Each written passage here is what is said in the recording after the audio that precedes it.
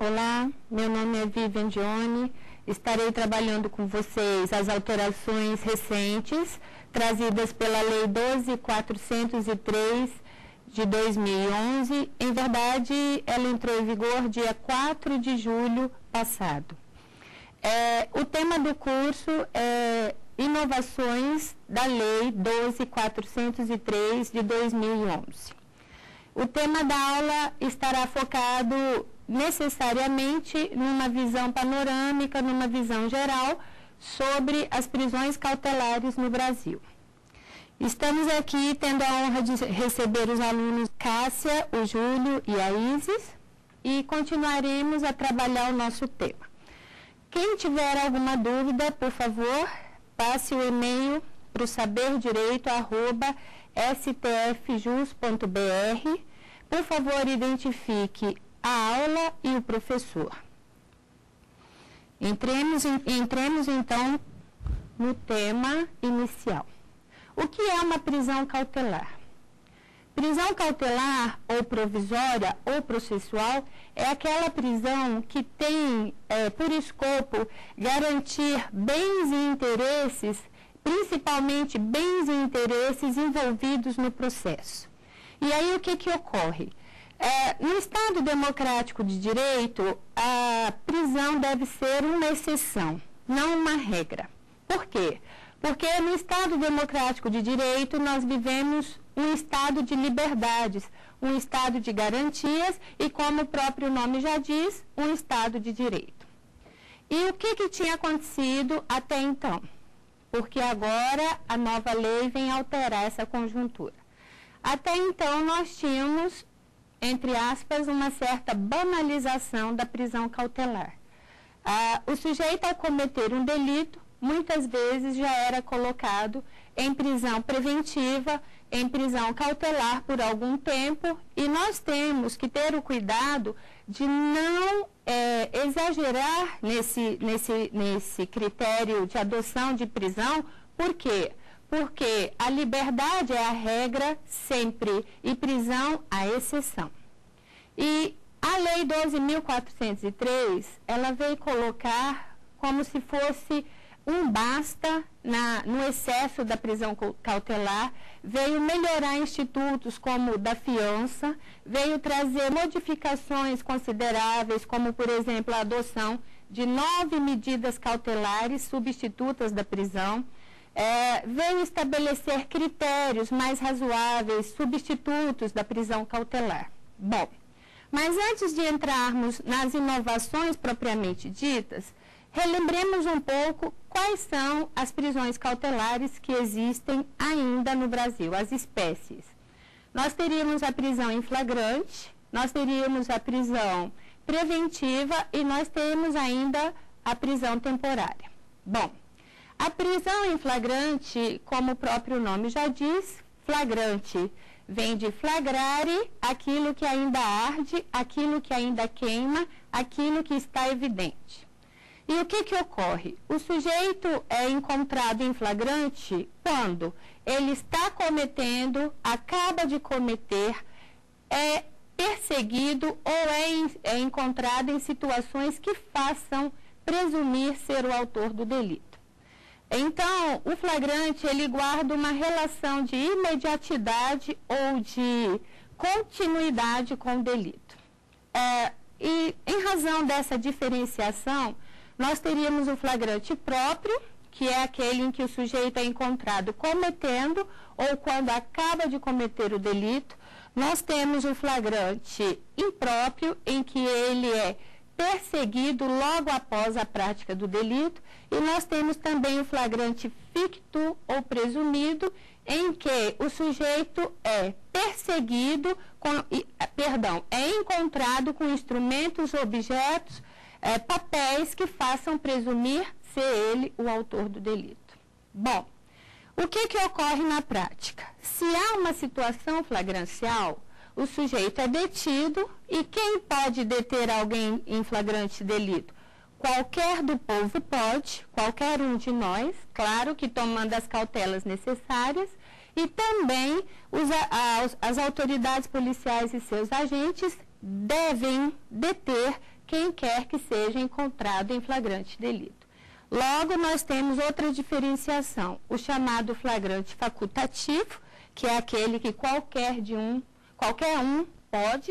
cidadão comum pode deter em flagrante, e nós temos o flagrante obrigatório, que é aquele em que as autoridades e seus agentes devem deter ou prender aquele sujeito encontrado em situação de flagrante delito. Pois bem, uma vez efetuada a prisão, o sujeito é encaminhado ao distrito policial mais próximo e ali vai ser lavrada a ocorrência e inicia-se todo o procedimento, não é?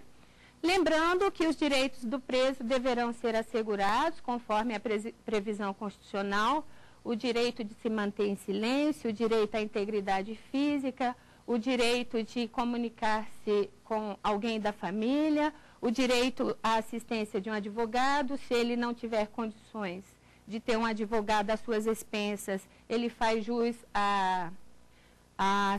ao assessoramento pela Defensoria Pública e, preservados os direitos e garantias inerentes ao preso, prossegue-se com a lavratura do auto de prisão em flagrante. Bom, esse auto de prisão em flagrante, ele é presidido pelo delegado de polícia, não é? Ele preside, e depois da lavratura, o delegado deve necessariamente, em 24 horas no máximo, comunicar. Em verdade, 24 horas seria o prazo máximo, porque a Constituição fala imediatamente. A prisão de alguém deve ser comunicada à autoridade judiciária competente. E nessas 24 horas também o preso terá que ter acesso à sua nota de culpa. 24 horas é o prazo para que ele assine a nota de culpa. E qual seria o teor de uma nota de culpa? Seria para identificar o autor da prisão, a autoridade, o executor daquela prisão, identificar o preso, as razões de sua prisão, e é um procedimento formal que deve ser cumprido como se ele tomasse ciência da prisão que foi efetuada e as razões e os formalismos que devem constar em uma nota de culpa. Pois bem, nesse prazo, concluído o auto de prisão em flagrante, deverá ser encaminhado o procedimento ao juízo competente. Nessa hipótese, o juiz competente ele vai ter opções, claro. Ele vai ter a opção de analisar o auto de prisão em flagrante e verificar se está dentro das formalidades legais e, por outro lado, ele vai ter que verificar da necessidade ou não de manutenção da custódia cautelar. E aí, o que ocorre? Já entrando em outra questão relacionada à prisão preventiva, nós devemos colocar o seguinte: a prisão preventiva, por ser cautelar, por ser provisória e por ser processual, ela deve estar adstrita a alguns requisitos básicos. Eu diria a vocês que a prisão preventiva ela deve estar focada ou baseada necessariamente em dois requisitos, que seriam legalidade e necessidade. O que vem a ser uma prisão legal? Uma prisão legal é aquela prisão que cumpre os requisitos legais, que cumpre as determinações legais, que cumpre as formalidades legais e respeita as garantias inerentes à situação em concreto. Bom, e o que é uma prisão necessária? A prisão vai ser necessária quando houver necessidade de manter a custódia cautelar daquela pessoa. Uma coisa é a pessoa ser presa, o elemento ser preso em situação flagrancial. Bom, está a cometer o crime, ou terminou de cometer o crime, ou foi encontrado em situações que indiquem ser o autor do crime, é o dito flagrante ficto ou presumido, mas o flagrante não se mistura com a necessidade de manutenção da custódia cautelar. Uma coisa é a situação de prisão em flagrante, a evidência do crime. Outra coisa é a necessidade de manutenção dessa custódia cautelar. E onde analisaremos a necessidade de manutenção da custódia cautelar? Primeiramente, nós teremos que analisar dentro dos requisitos da preventiva, não é? Há interesses ou bens relativos ao processo a serem resguardados? Há risco de fuga do elemento? Ele pode, estando em liberdade, dificultar ou inviabilizar a coleta de provas? Ele pode continuar a praticar delito se mantido em liberdade? Bom, então, ao receber o auto de prisão em flagrante, ao analisar da legalidade, que é o primeiro critério de análise que o juiz tem que adotar, se legal, se formalmente em ordem, ele tem que passar depois para o critério necessidade e verificar, dentre outros, esses critérios que nós colocamos. Garantia da ordem pública, garantia da ordem econômica, para assegurar uma satisfatória coleta de provas ou conveniência da instrução criminal, para evitar fuga, que seria a garantia de aplicação da lei penal.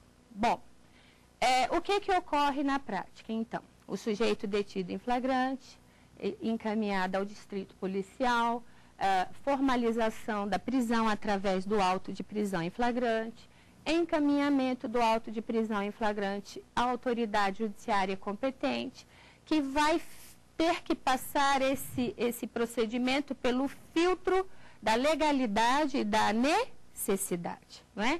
Legalidade e necessidade, então, seria o filtro inicial e eu diria que o filtro maior para que a custódia cautelar seja mantida. Como colocamos antes, uma coisa é prender em flagrante, outra coisa é ter necessidade da manutenção da prisão. Bom, e além da prisão em flagrante propriamente dita, nós teríamos a prisão temporária, que está prevista na Lei 7.960, de 89. É uma lei, é uma forma de prisão que se presta a resguardar a fase de investigação policial. Ela está diretamente ligada à elaboração do inquérito. Conforme a própria lei prevê, nos delitos comuns, essa prisão terá uma duração de 5 dias, podendo ser prorrogada por mais 5, em caso de extrema e comprovada necessidade. Percebam a colocação do legislador. Em caso de extrema e comprovada necessidade. Ou seja, a manutenção da custódia cautelar temporária deve estar necessariamente fundamentada. Caso contrário, não tem como prorrogá-la. Então, a duração máxima seria de 10 dias com a prorrogação nos delitos comuns. E, coincidentemente, até a propósito, esse prazo de 10 dias coincide com a conclusão do inquérito em se tratando de réu preso, certinho? O réu estando preso, a conclusão do inquérito deverá ocorrer em 10 dias. Bom, então nós temos como espécies de prisão cautelar flagrante, que seria essa prisão que guarda relação de continuidade e imediatidade com o delito. Nós temos também a situação da prisão temporária, que está relacionada à elaboração, às investigações do inquérito policial. E temos também a prisão preventiva, que é a mais comum e a mais, eu diria, problemática das prisões, até porque costuma ter uma duração um pouco maior. Bom, alguns autores começam a falar a respeito da inovação trazida pela 12.403, que nós não teríamos mais a prisão em flagrante.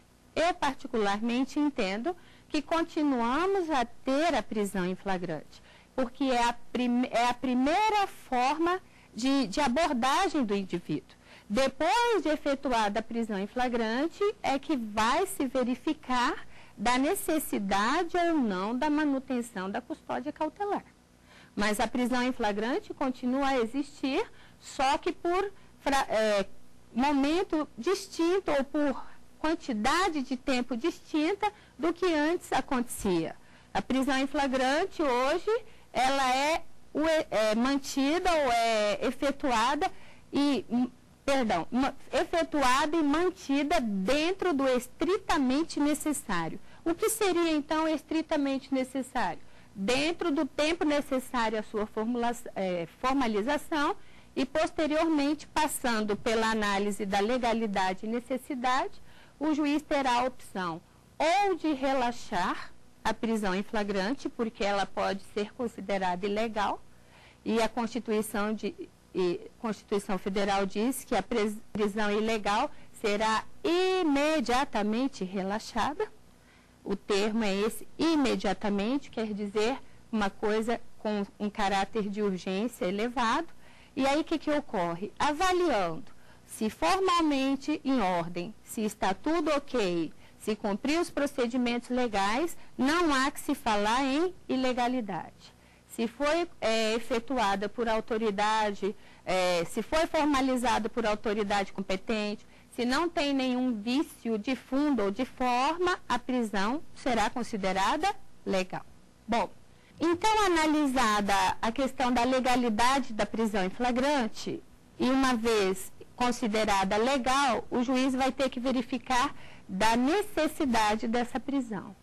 Há que se manter a ordem pública, há que se manter a ordem econômica, há que se garantir a eficiência da instrução criminal, há que se garantir a aplicação, ou há que se assegurar a aplicação da lei penal.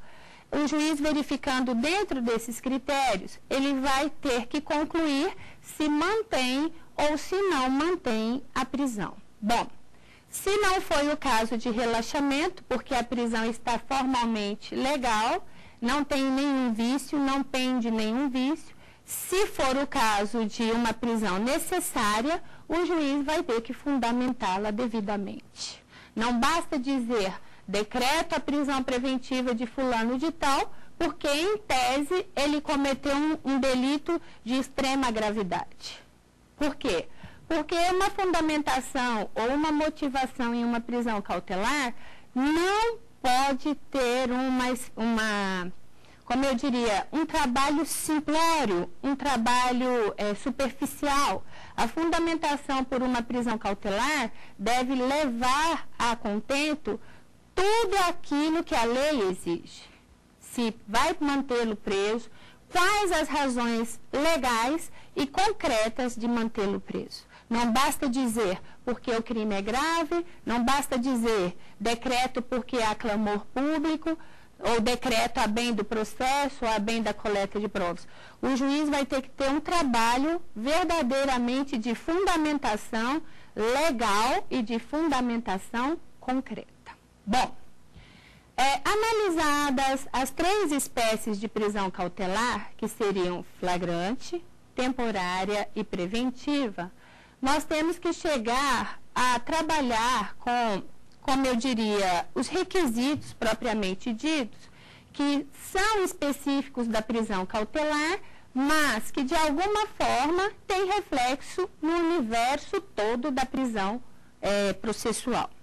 Os requisitos previstos no artigo 312, elencados ali, nós teríamos o primeiro, que seria a prisão preventiva como garantia da ordem pública. Bom, para uma prisão que é uma medida extrema, garantia da ordem pública seria um requisito um pouco amplo. O que é a ordem pública, né? Doutrina e jurisprudência tentam, dia a dia, entrar ou encontrar um ponto de equilíbrio para que se estabeleça verdadeiramente o que vem a ser ordem pública. Seria evitar que o sujeito solto, se solto permanecesse, continuasse a cometer delitos. Seria evitar que ele tivesse alguma ingerência séria no meio externo com sua conduta. Seria evitar que, de alguma forma, ele prejudicasse o processo ou interesses envolvidos no processo. Garantia da ordem econômica também tem o mesmo raciocínio, para evitar que, se solto permanecendo, ele continue a praticar delitos relacionados com o sistema financeiro e econômico. Conveniência da instrução criminal, que seria o terceiro requisito da prisão preventiva, está ligado a uma satisfatória coleta de provas. Claro que o processo, a persecução penal, o processo como um todo gira em torno da coleta de provas. Provas em torno de quê? Da autoria do delito e de sua materialidade.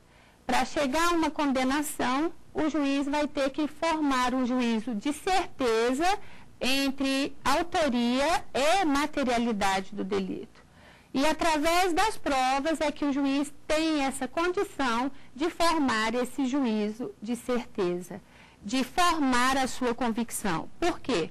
Porque no momento em que os fatos estão acontecendo no mundo externo, o juiz não está acompanhando. E como que o juiz vai ter condição de decidir? Através das provas, através do que foi trazido para o processo dentro da realidade probatória. E ele tendo certeza da autoria e tendo certeza da materialidade, ele vai ter condições de levar o julgamento adiante e chegar a uma condenação propriamente dita. Não é? Bom, e aí o que ocorre? Dentro dos requisitos da prisão preventiva, temos esse terceiro chamado garantia da instrução criminal ou conveniência da instrução criminal, que está direcionada à satisfatória coleta de provas, e temos o quarto, que seria como garantia da aplicação da lei penal. O que vem a ser essa garantia da aplicação da lei penal?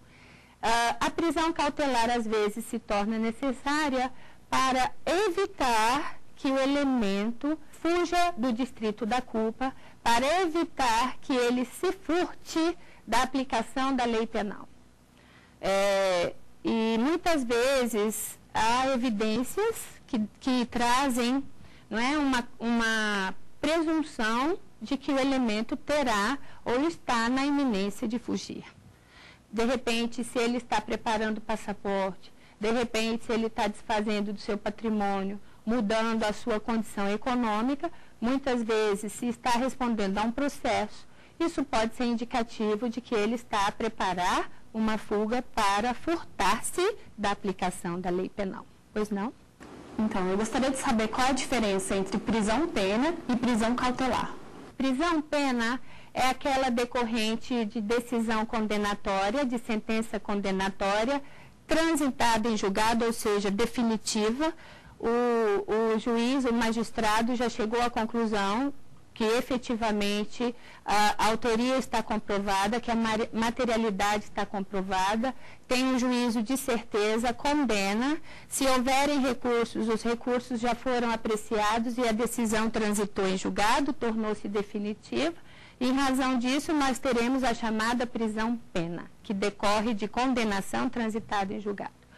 Por outro lado, temos a prisão provisória, que é nosso tema de aula, é aquela voltada para proteger os bens e interesses principalmente envolvidos no processo. A necessidade da prisão cautelar, ela está diretamente relacionada a salvaguardar ou preservar bens e interesses envolvidos no processo, de alguma forma, certinho?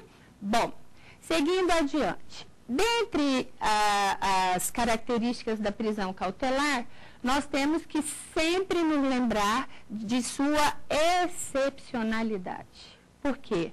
É uma medida extrema, é uma medida que vai refletir no segundo maior bem que a pessoa tem em seu patrimônio individual, que seria a liberdade. É uma medida que vai gerar repercussão no meio social, na vida daquela pessoa, e é uma medida que, de alguma forma, exige uma precisão técnica muito grande. Por quê? Porque o desdobrar de um processo, o desenvolver de um processo, já repercute, o processo criminal principalmente, já repercute de alguma forma na vida do cidadão, de uma forma mais séria, não é? E a prisão, por sua vez, é uma medida drástica, é uma medida que deve ter um cuidado muito especial da autoridade que decretar. Por quê? Porque os reflexos de uma prisão na vida da pessoa, muitas vezes, eles não serão apagados. Não tem como apagar. Eu diria que não teríamos como retornar ao status quo, depois de decretar a prisão na vida de alguém, principalmente se a pessoa foi mantida presa durante o processo, chegou-se à fase de sentença e essa pessoa foi absolvida. Como reparar? Como resolver essa questão? Então, eu diria que essa parte de prisão cautelar e de decisão, de decretação de prisão cautelar, exige, fazendo um comparativo, uma precisão cirúrgica da autoridade que a decreta. Não pode existir erro. Bom, e dentre essa análise da necessidade de fundamentação devida, de motivação, nos critérios legalidade, necessidade, nós temos também que lembrar que o direito, ele tem balizamentos e um dos principais balizamentos que nós temos no direito são os princípios, não é? E um princípio diretamente envolvido na questão prisão cautelar e direito do réu seria o princípio da presunção de inocência. O que vem a ser o princípio da presunção de inocência? Ele diz que ninguém será considerado culpado até o trânsito em julgado da sentença penal condenatória. É um princípio que tem resguardo constitucional, é um princípio que deve delimitar toda e qualquer ingerência na vida e qualquer reflexo que possa ter o processo na vida dessa pessoa. E antes de presumidamente culpado, conforme muitas vezes diante de um fato concreto, assodadamente nós concluímos, não, esse indivíduo merece cadeia, esse indivíduo merece prisão perpétua, esse indivíduo merece, há quem diga até pena de morte no extremo, mas o técnico em direito, ele não pode ter essa visão que nós colocaríamos como sendo um pré-julgamento. Nós temos que, diante de um fato concreto, primeiramente, lembrar da importância e da necessidade de se resguardar o princípio da presunção de inocência. Eu diria, em harmonia com o princípio da presunção de inocência, nós temos vários princípios que garantem a dignidade da pessoa. Não é? Então, no Estado democrático de direito, eu não posso ter a letra da lei como mera letra da lei. Eu tenho que fazer valer efetivamente o que a letra da lei quer colocar no plano prático.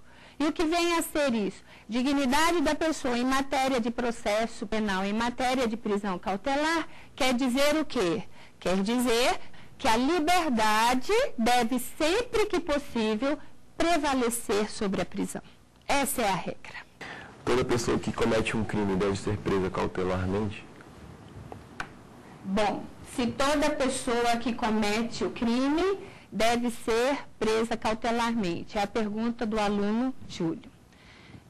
Em princípio, a impressão que temos enquanto cidadãos comuns, enquanto leigos, é que cometendo um crime, a pessoa deve ser encaminhada para a prisão. Não necessariamente, não é? Porque, lembrando dos critérios que devem ser seguidos na adoção de uma prisão cautelar, o primeiro seria a legalidade e o segundo seria a necessidade. Dependendo do histórico de vida do elemento, se ele tem bons antecedentes, se ele é primário, se tem residência fixa, se tem ocupação lícita, em princípio, pela análise dos critérios gerais, essa prisão não seria necessária.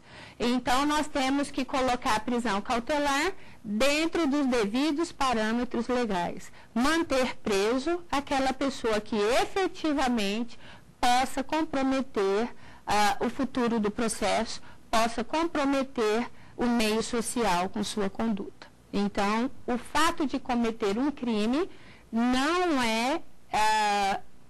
seria imposição absoluta para uma prisão cautelar. Não seria, como se diz, uma consequência normal à prisão mantida cautelarmente. Bom, e aí o que acontece? Dentre os princípios que citamos, nós colocamos o princípio da presunção de inocência colocamos o da dignidade da pessoa e temos também o princípio do devido processo legal. O que vem a ser o princípio do devido processo legal? Em verdade, ele deve ser entendido como um princípio maior, como um referencial maior, porque dele advêm vários outros, originam-se vários outros, não é? O princípio do devido processo legal diz que o andamento do processo deve preservar ou deve assegurar as garantias fundamentais e as garantias processuais. Ou seja, a bem do processo, os direitos do acusado não podem ser atropelados.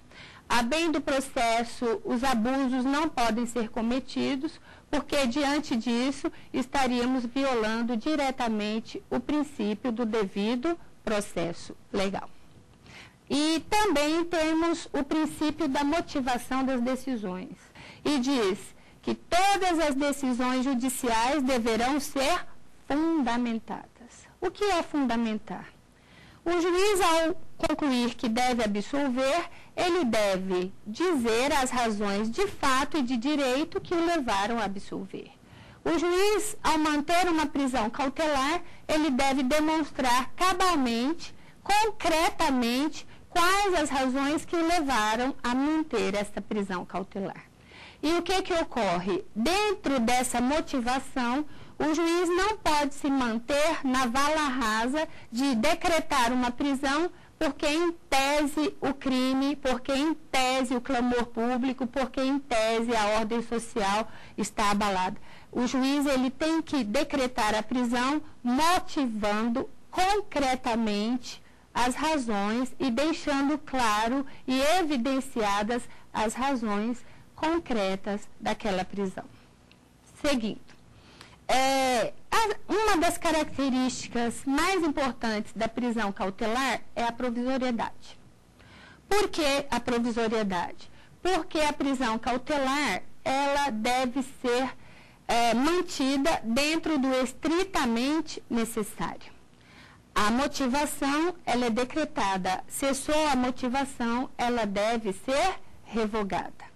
Em razão disso, nós colocamos que a prisão cautelar, a doutrina como um todo entende e a jurisprudência confirma que a prisão cautelar tem natureza rebus sic stantibus.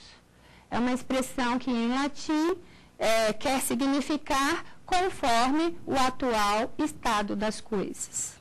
Tem motivo? Decreta. Por exemplo, chega a informação ao juiz que o acusado está ameaçando testemunhas, que está tentando subornar peritos, está tentando desvirtuar a coleta de provas. Então, diante disso, o juiz vai ter motivação concreta para decretar a prisão preventiva daquele elemento.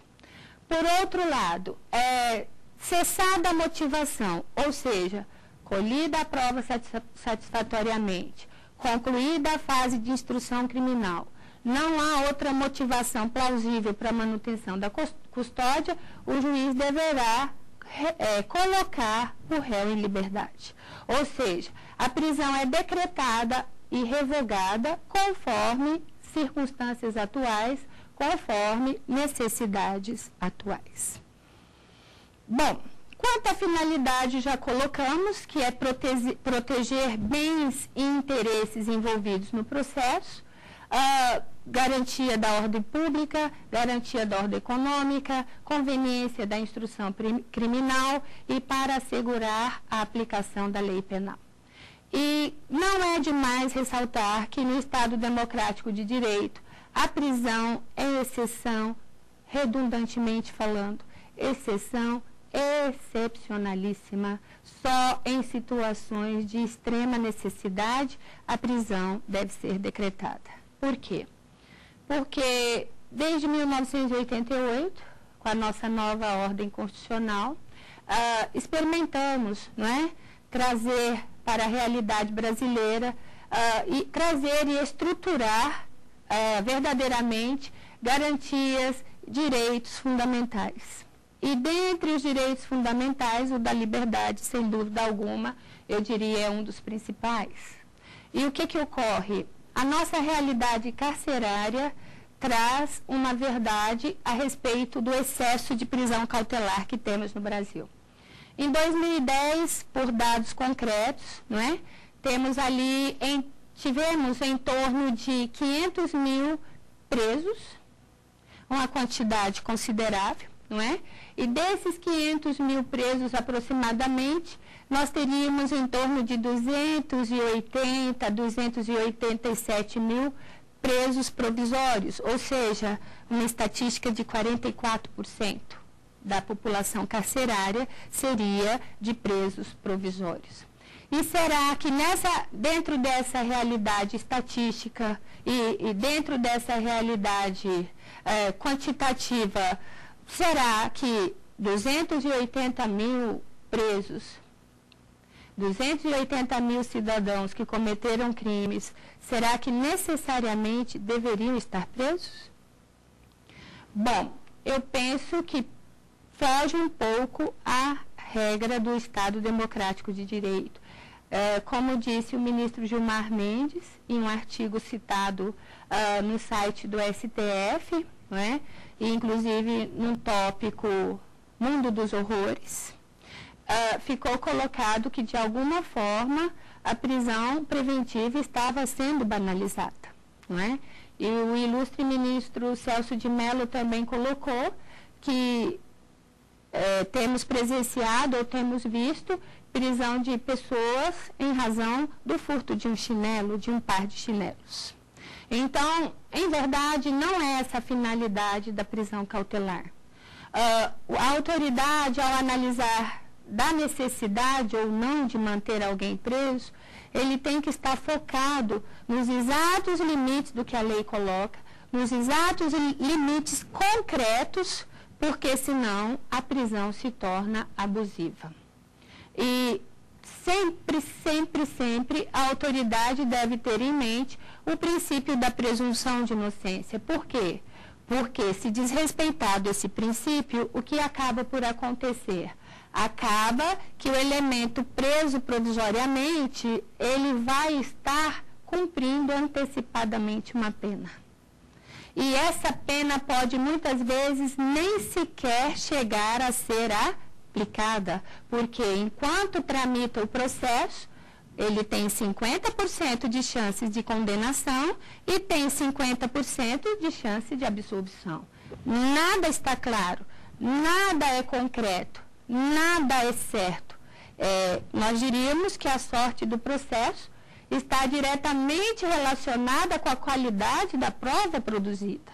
Se a prova é segura, se a prova é robusta e se a prova é suficiente para convencer um juiz, ele vai ter a segurança de formar sua convicção para condenar ou vai ter também que formar sua convicção para absolver.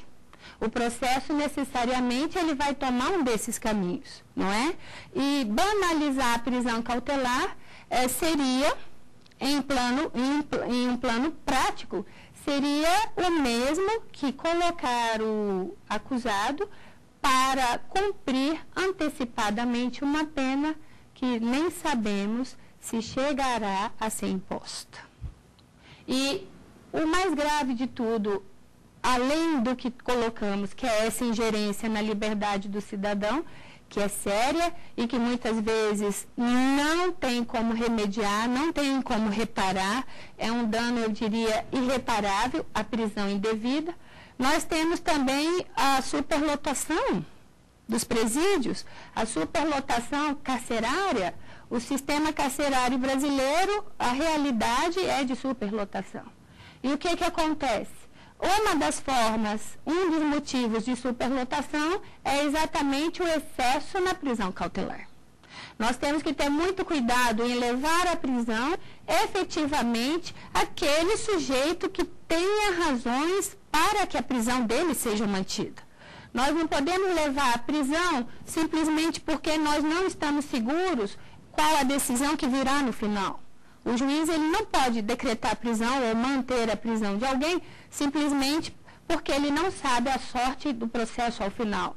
Ele tem que analisar as circunstâncias, analisar os critérios legais e chegar à conclusão de que a prisão é medida extrema e, se for decretada, deve ser decretada com muita segurança num plano legal e num plano concreto.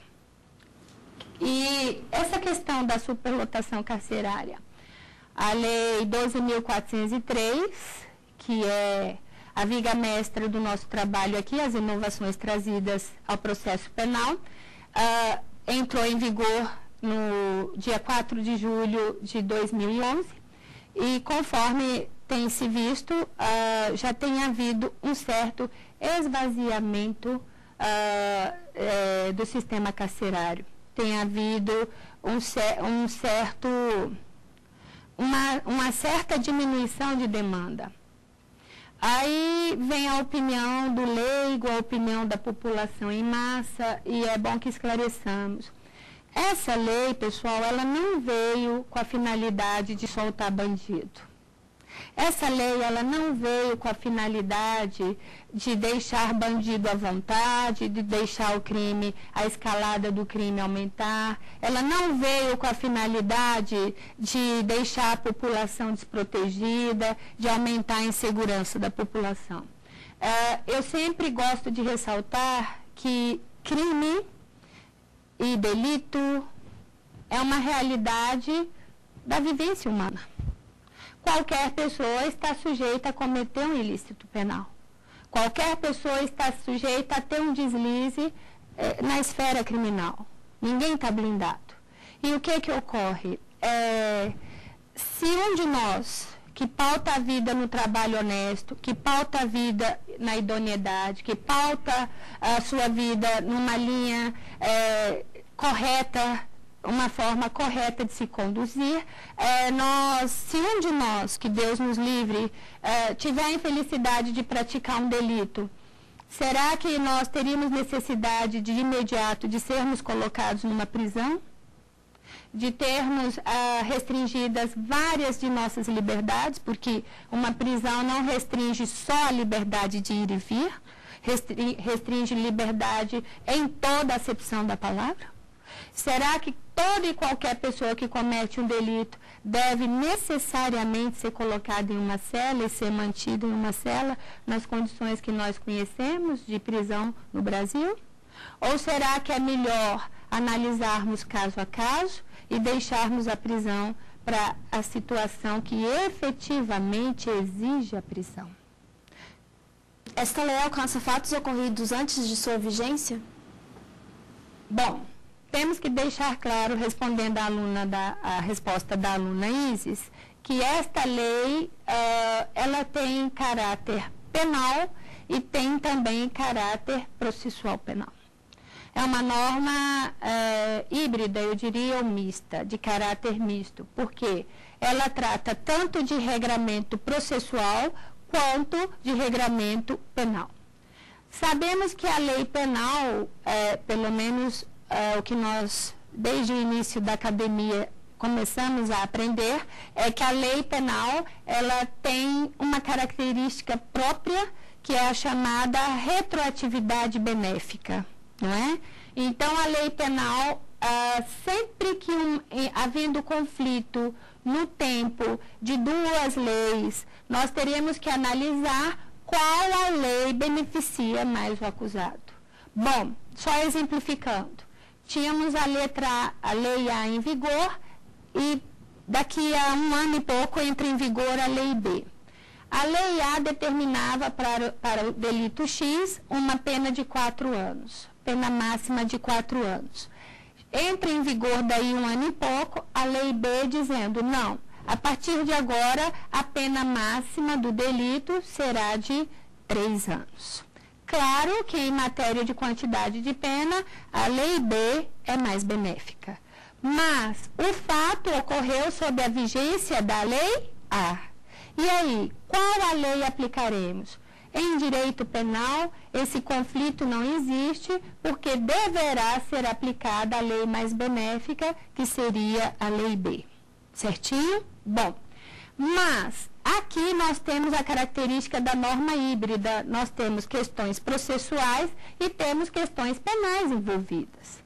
Em razão de termos questões penais envolvidas, boa parte da doutrina e jurisprudência entende que a lei deve retroagir, que deve alcançar fatos ocorridos antes de sua vigência, em razão de ter conotação penal e ter conotação processual. Seguindo adiante, a prisão cautelar, então, por ser excessiva e tratada de forma excessiva no Brasil, acaba por ser um fator de superlotação. Claro, colocamos em números ali em torno de 500 mil presos, mais ou menos 280 mil a título de prisão cautelar. Isso é excessivo. Até porque o nosso sistema carcerário padece de deficiência de vagas, né? Tanto no início de cumprimento de pena, quanto nas fases de progressão de pena, porque sabemos que temos o regime fechado, cumprido em estabelecimentos de segurança máxima ou média, penitenciárias, por exemplo. Temos o regime semiaberto, cumprido em colônia agrícola ou industrial, e temos o regime aberto, que é ligado, o cumprimento deve ser na casa do albergado. E temos uma quantidade razoável de comarcas que não contam com essa estrutura de cumprimento de pena, não é? Então, a superlotação é uma evidência. E também tenta-se resolver a questão dos presos provisórios ficarem mantidos em delegacia. Bom, pessoal, delegacia não é lugar de cumprimento de pena, não é lugar também de custódia cautelar. Delegacia, quando muito, se presta ao trânsito de preso, de detido, pelo estritamente necessário. Em razão disso, nós temos que colocar que a Lei 12.403 vem estabelecer balizamentos mais precisos para o tratamento da prisão processual ou da prisão cautelar. Ela chega em bom tempo, ela chega em momento oportuno, porque ela vai permitir que algumas coisas, algumas situações que estão em descompasso com a realidade social e constitucional brasileira, que essas situações sejam colocadas no devido lugar, sejam, eu diria, consertadas, reparadas em tempo. E devemos sempre ter em mente que a prisão processual é medida extrema, não é regra, é exceção. Professora, essa lei 12.403 de 2011, ela realmente não vai aumentar a insegurança da população por deixar mais branda a prisão cautelar? Respondendo à pergunta da aluna Cássia, em que ela questiona se essa nova lei 12.403 de 2011 não vai aumentar a insegurança da população, tecnicamente falando, eu entendo que não. E, pelo contrário, ela vem, de algum modo, reforçar a segurança da população quanto ao tratamento processual dado ao sujeito que comete um delito.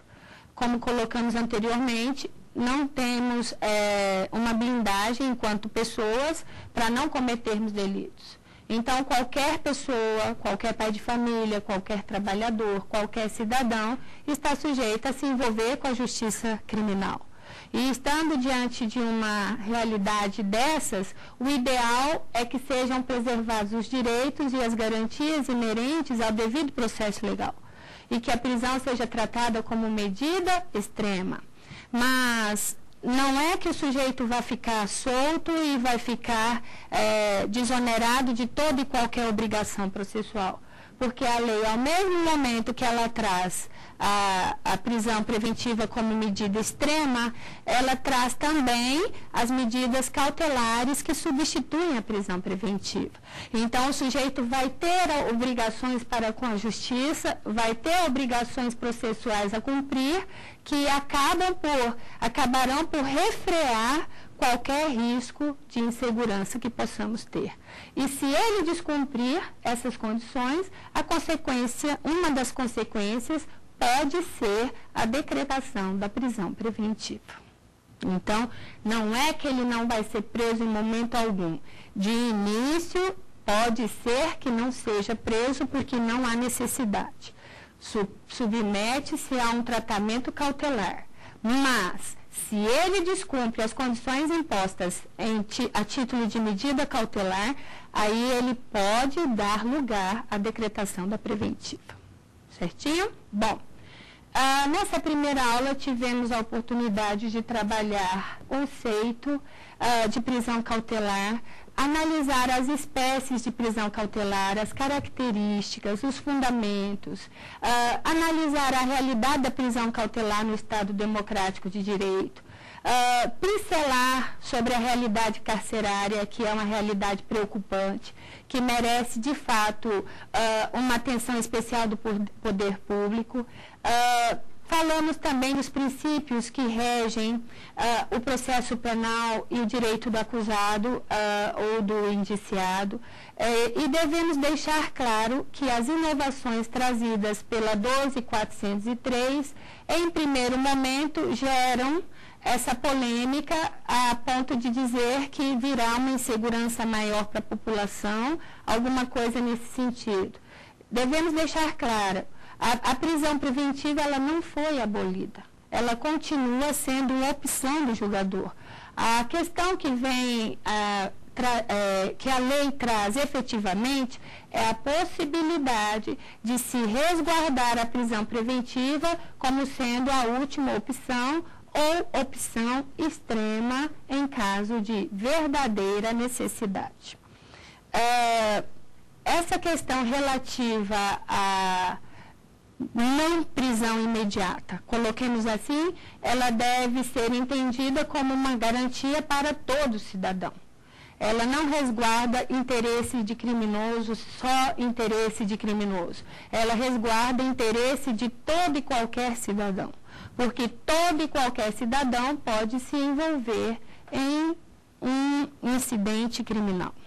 Chegamos ao fim desse primeiro módulo, dessa primeira aula, e deixamos o e-mail para quem tiver alguma dúvida. Por favor, passe o e-mail identificando o curso, a aula e o professor, o nome do professor.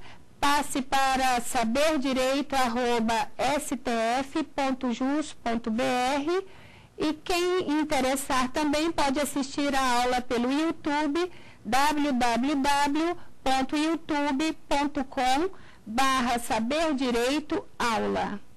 Obrigado pela oportunidade e até a próxima aula.